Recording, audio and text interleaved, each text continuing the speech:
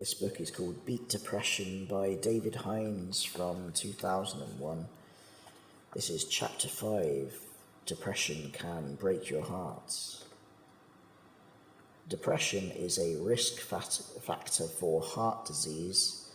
Studies show that heart attack patients who are depressed are more likely to die during the follow-up period. Frasher Smith, Lesperance and Talergy, 1993. The bottom line, research has shown that depression and heart disease are common companions. Each can lead to the other. Research carried out over the last 2 decades in the United States on behalf of the National Institute of Mental Health and on behalf of the National Institute of Mental Health and the National Heart, Lung and Blood Institute has shown that depression and heart disease are common companions. What is worse, each can lead to the other. It now appears that depression is an important risk factor for heart disease, along with high blood cholesterol and high blood pressure. In a study conducted in Baltimore, it was found that of 1,551 people who underwent tests, those who were depressed were 4 times more likely to have a heart attack in the next 14 years than those who were not.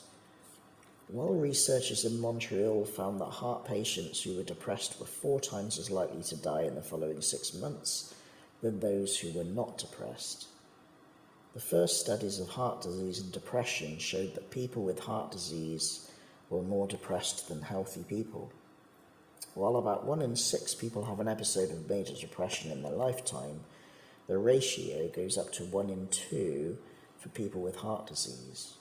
A recent study of individuals who were monitored after experiencing a heart attack indicates that those who became depressed after their heart attack are more at risk.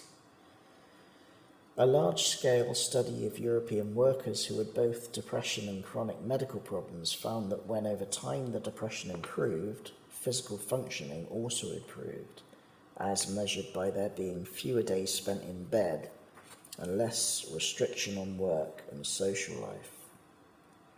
Von Korff, Ormel, Caton, Lynn, 1992. How can depression lead to heart disease? There is an ever-increasing weight of evidence to suggest that the presence of a major depressive disorder can suppress the body's immune system. Psychological distress may cause rapid heartbeat, high blood pressure, and faster blood clotting. It can also lead to elevated insulin and cholesterol levels. These risk factors, together with obesity, form a pattern of symptoms and often serve as a predictor of and a response to heart disease. Depressed individuals may feel slowed down and still have high levels of stress hormones.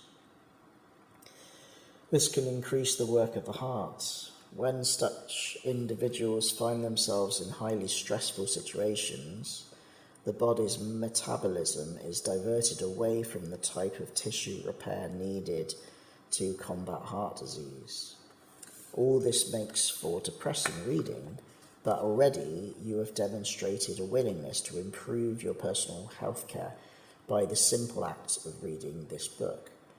Very soon, you will discover not only how to beat depression, but also how to reduce your risk of associated complications.